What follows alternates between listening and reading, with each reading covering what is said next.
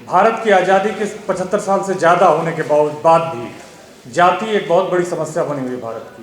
बाबा साहब भीमराव अंबेडकर ने जात पात तोड़क मंडल के इनविटेशन पर एक भाषण लिखा। बाद में उन्होंने नहीं दे पाए, उसको किताब के रूप में छापा, जिसे हम एनालिसिस ऑफ कास्ट कहते हैं। लेकिन उससे बहुत पहले कई 100 साल पहले रैदास ने 2 लाइन में वो थीसिस लिखी थी।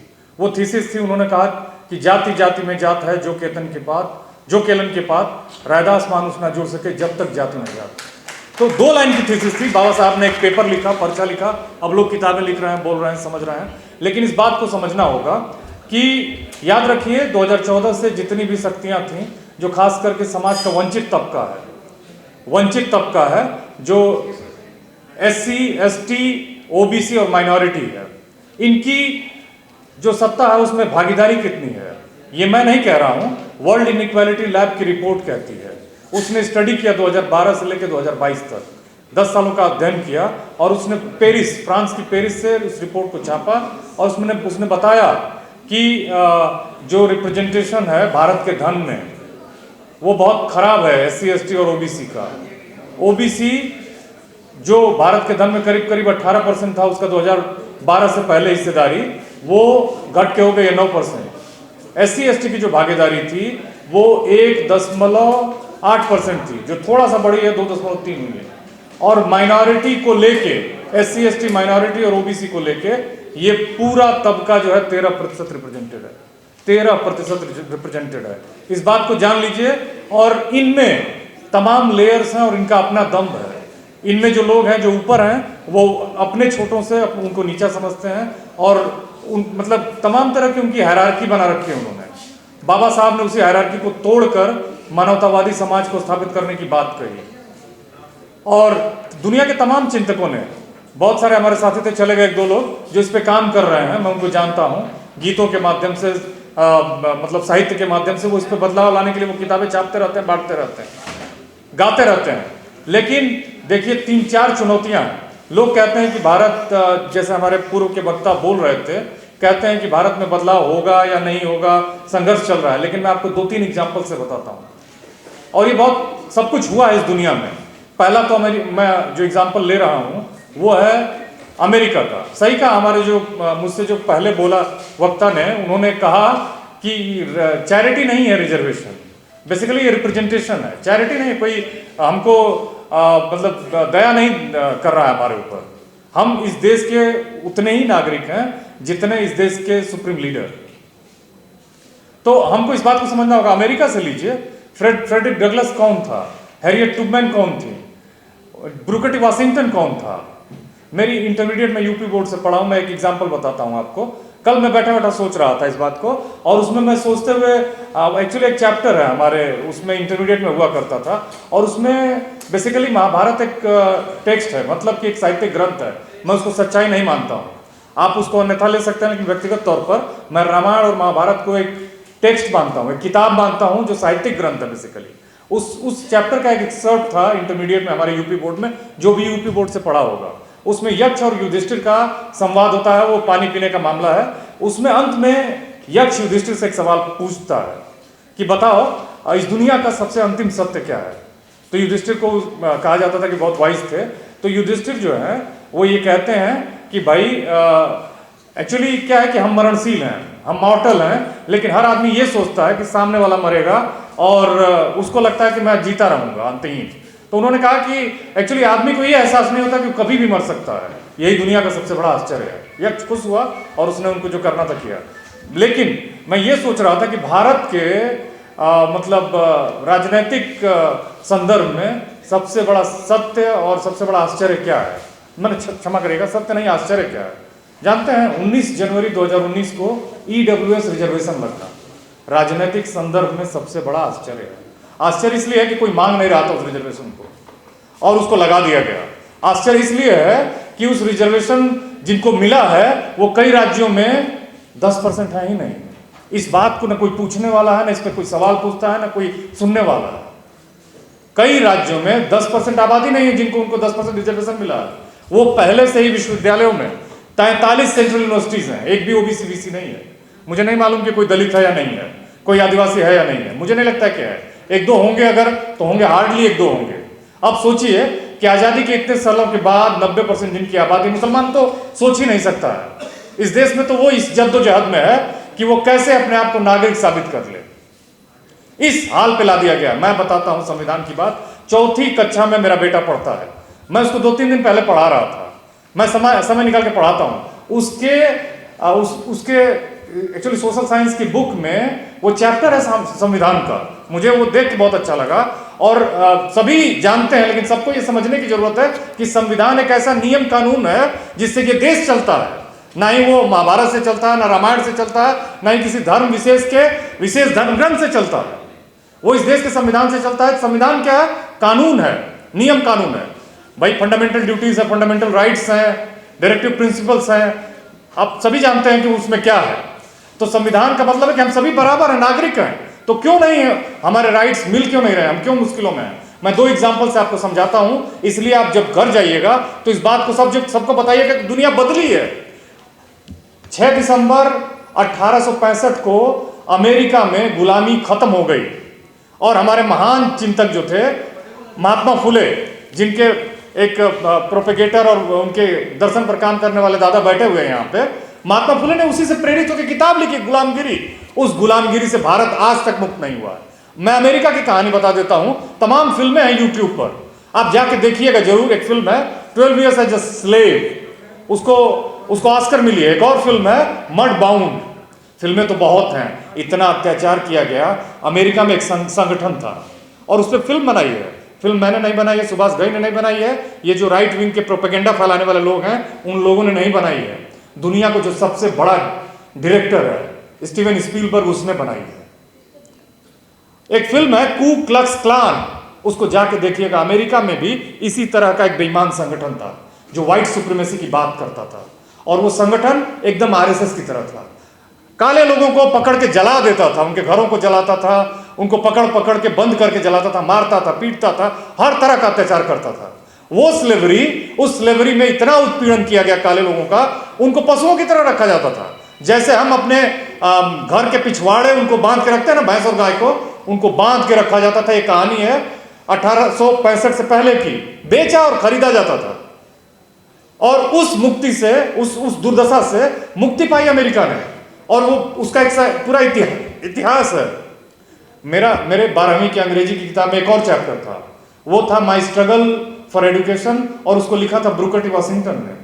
जब आप इतिहास को पढ़ेंगे और ब्रूकर टी वाशिंगटन के बारे में जानने की कोशिश करेंगे, यूट्यूब में सब कुछ है, और मैं तो चाहूंगा कि आप आज जरूर देखिएगा ब्रूकर टी वाशिंगटन का कौन था वो। ब्रूकर टी वाशिंगटन मालूम है, काला आदमी था, अश्वेत आदमी था, जिसको वहां पशु समझा जाता था। और उस आदमी ने पढ़ने को लेकर बहुत मतलब उत्साही था। वो व्यक्ति एक स्कूल जो कि उस एरिया का सबसे बड़ा स्कूल था, उसमें एडमिशन चाहता था, और वहां पहुंचा। प्रिंसिपल ने देखा कि अरे ये तो अश्वेत है, काला है। उसने कहा कि पहले तुम ये जो फर्श है ना स्कूल की, इसको तुम साफ करो, मैं देखूंगा कि तुम कैसे करते हो। उसने इतनी मेहनत से किया कि प्रिंसिपल जब आया और उसने देखा तो वो दंग रह गया, और उसने उसको एडमिशन दे दिया। Frederick Douglass, Booker T Washington, George Washington Carver, Harriet Tubman, कितने नाम हैं, इतने नाम हैं जो खूब लड़े। वो लोग खूब लड़े, खूब लोगों को मारा गया। अंत में कई सारे गोरे और प्रगतिशील लोग खड़े हुए उनके समर्थन में। उसी में एक नाम था अब्राहम लिंकन का। अब्राहम लिंकन पर भी फिल्म बनाई है स्टीवन स्पीलबर्ग ने। स्टीवन स्पीलबर्ग की उस फिल्म को देखिएगा। अब्राहम लिंकन को इस काम के लिए गोरे ने चिढ़ के अंत में मार दिया, गोली मार दी। उन्होंने अपनी जान की कीमत चुकाई। मालूम है, अब्राहम लिंकन बहुत ही गरीब आदमी था, किताबें मांग मांग के पढ़ता था, जूता भी सिला, चमार था, दादा ने बोला चमार था, जूते सिल के पढ़ाई की, और जूते सिल के पढ़ाई की। कोर्ट में वकील हुए तो फ्री में लड़ा करते थे। अंत में जो उनके मतलब क्लाइंट होते थे, पैसा नहीं होता था तो पॉकेट में पैसा भी देते थे। अंत में वो सामान्य आदमी इतना पॉपुलर हुआ कि लोगों ने कहा कि ये तो बहुत ऐसा आदमी है कि इसको आगे बढ़ाया जाए। अंत में प्रेसिडेंट बने।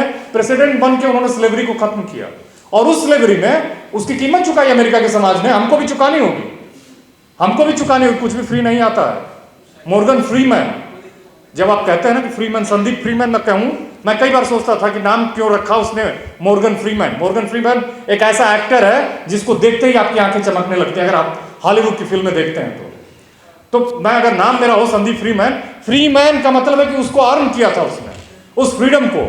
और कोई भी चीज फ्री में नहीं आती है, उसकी कीमत चुकाई। और उसकी कीमत चुकाई थी अमेरिका के लोगों ने, 10 लाख लोगों ने जान दी।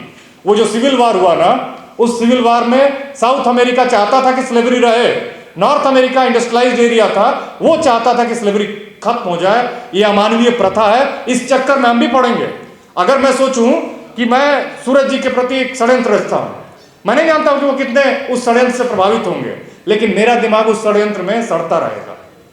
तो जब आप ये सोचते हैं ना, साजिश करते हैं, उससे ज्यादा साजिश जिसके लिए आप करते हैं वो प्रभावित हो या ना हो, आप जरूर प्रभावित होते हैं उस निगेटिविटी से।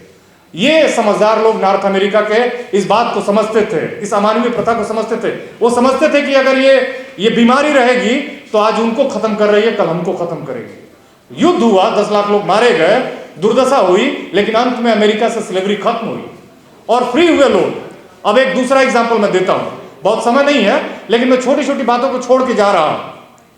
यह ध्यान रखिएगा कि जब स्लेवरी खत्म हो गई तो अंग्रेजों के पास लोग नहीं थे काम करने वाले, और उनकी कॉलोनी पूरी दुनिया में थी। अंग्रेजों को कहा जाता था, इंग्लैंड छोटा सा देश है, इंग्लैंड अभी भी बहुत छोटा सा देश है। अब आप इंग्लैंड की आबादी 6 करोड़ है, हमारी 140-44 करोड़ है, कुछ भी मतलब गिना ही नहीं तो मैं तो कहूं कि 200 करोड़। आप ना नहीं कह सकते हैं, आप ना नहीं कह सकते हैं। मेरे एक दिन स्टाफ रूम में, जिस डीयू में मैं पढ़ाता हूं, एक सवर्ण व्यक्ति हैं जो कहे कि जो रिजर्वेशन के खिलाफ बहुत क्रिटिकल रहते हैं और बिहार से आते हैं। तो उन्होंने मुझे बोला कि देखिए रिजर्वेशन के लोगों के लिए नौकरियां आसान है। मैंने कहा कि सबसे बड़ा रिजर्वेशन तो आपने लिया है, मालूम है। उन्होंने कनेक्शन से यहाँ एडाक पढ़ाते थे, एडाक पढ़ाते पढ़ाते वो परमानेंट हो गए। मैंने कहा कि आपका तो फिक्स था कि आप ही का अपॉइंटमेंट होना है, मेरा तो कम से कम मैं अपनी कैटेगरी में भी लोगों से लड़ रहा था, आपको तो वो भी लड़ना नहीं था। ये है यहाँ पे नेटवर्किंग जाति की। इसीलिए राम मनोहर लोहिया कहा करते थे कि कास्ट एक ऐसी इंश्योरेंस पॉलिसी है जो बिना प्रीमियम के रिटर्न देती है, बिना प्रीमियम के रिटर्न देती है। वही जब स्लेवरी खत्म हो गई तो लोगों को मजदूरों की जरूरत थी। जो गरीब इलाका था भारत का, वहां से मजदूर ले जाए गए। कहां ले जाए गए? त्रिनिदाद टोबैगो जो अभी का वेस्ट इंडीज है, मॉरिशस ले जाया गया, फिजी ले जाया गया, सूरीनाम ले जाया गया। क्यों? शुगर प्लांटेशन करने के लिए। ये लोग गए, 3-3 महीने पानी वाली जहाज में बैठ के गए। कौन थे ये? सबसे ज्यादा उसका डेटा है मेरे पास, एक किताब है गूगल पे, आप डाउनलोड कर लीजिएगा, डाउनलोड कर लीजिएगा, उसको गूगल पे भी मिल जाएगी। चलो जहाजी, चलो जहाजी सबसे ज्यादा चमार थे, दूसरे नंबर पर मुसलमान थे, तीसरे नंबर पर यादव थे। गरीब कौन था उस समय? यही सब जातियां थी। उसके बाद कुर्मी भी थे, तमाम जातियों के लोग थे। डेटा है उस किताब में, गूगल में मिल जाएगी। ये लोग 3-3 महीने गए, कई तो रास्ते में मर गए और गए पहुंचे, अंत में वहां लेबरर्स थे, पुरुष ज्यादा थे, स्त्रियां कम थी। एक सोशियोलॉजिकल क्राइसिस थी और वहां दूसरे जो लेबरर्स थे वो अफ्रीका से लाए गए थे। यही 2 लोग उस देशों में पहुंचे।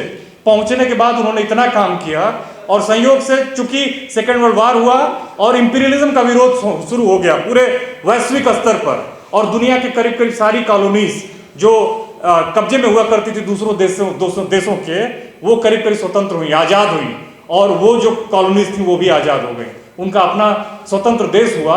और समझते हैं वो लोग जो हमसे बहुत गरीबी में यहाँ से गए थे, फटे हुए धोती पहन के, उनके पास शर्ट नहीं था, उनके पास शर्ट नहीं था, वो आज हैट लगाते हैं, बढ़िया से कपड़ा पहनते हैं और इंडिया की स्थिति पर हंसते हैं। कुछ जो संवेदनशील है वो रोते हैं। वो हॉलैंड में रहते हैं, यूरोप में रहते हैं, अमेरिका में रहते हैं, एक ऐसा जीवन जी रहे हैं। क्यों जी रहे हैं? क्योंकि वहां समानता के संविधान की प्रैक्टिस शुरू हुई और उनका जीवन बदल गया।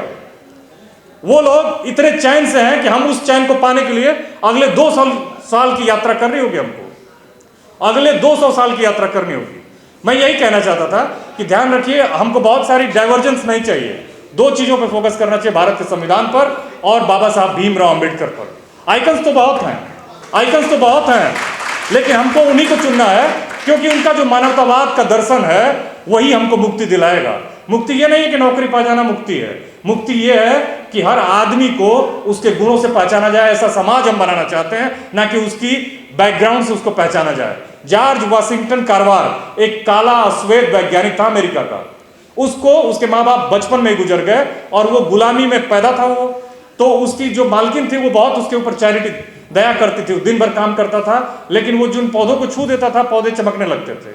बहुत प्यार करता था पौधों से और खूब काम करता था। उसकी मालकिन ने जब वो 9 साल का था तो उसको स्कूल, जबकि उनको स्कूल जाने की आज़ादी नहीं थी, उसने स्कूल पास किया, फिर वहां से आगे की पढ़ाई की। बहुत मुश्किल से उसने यूनिवर्सिटी की पढ़ाई की, बाद में ऐसा वैज्ञानिक बना वो जॉर्ज वाशिंगटन कार्वर। अगर आप जीवन में दुखी रहें, कभी आपको लगे कि जो आप चाहते हैं वो ना मिला, तो आप जॉर्ज वाशिंगटन कार्वर की जीवनी पढ़िएगा।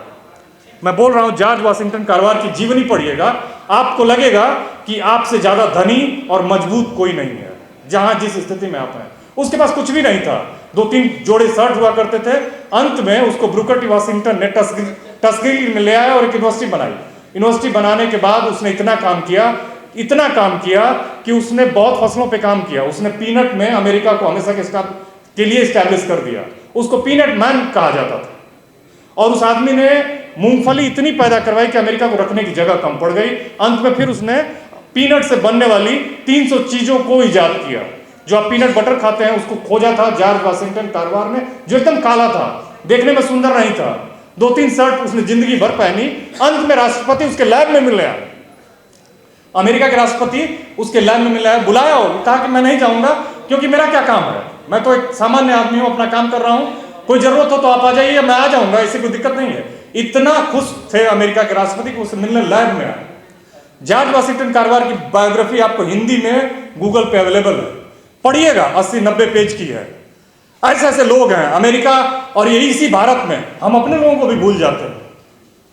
महात्मा फुले ने जब गुलामगिरी लिखी तो वो चाहते थे कि आप उसको पढ़ें और उसको पढ़कर रिएक्ट करें, जागें, अपनी चेतना को जगाएं।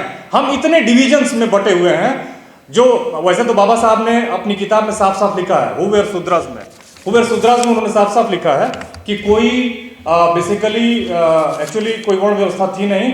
जो ये कहते हैं कि ऋग्वेद में इन्होंने ऋग्वेद में एक श्लोक का जिक्र है, उससे इन्होंने वर्ण व्यवस्था को तय किया है। उस वर्ण व्यवस्था में बेसिकली वो थी नहीं, उस एक जगह जिक्र आता। बाबा साहब इसी को काउंटर करते हैं और उन्होंने थ्योरी दी है, उस पर मैं जाऊंगा तो टाइम लग जाएगा।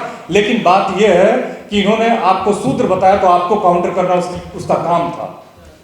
और जो इन्होंने डिवीजन किया, ओबीसी की जातियों को 5000 में, दलितों को 1200-1300, एसटीज को बांटा, यूनिटी आपका काम है, उस पर आपको काम करना होगा।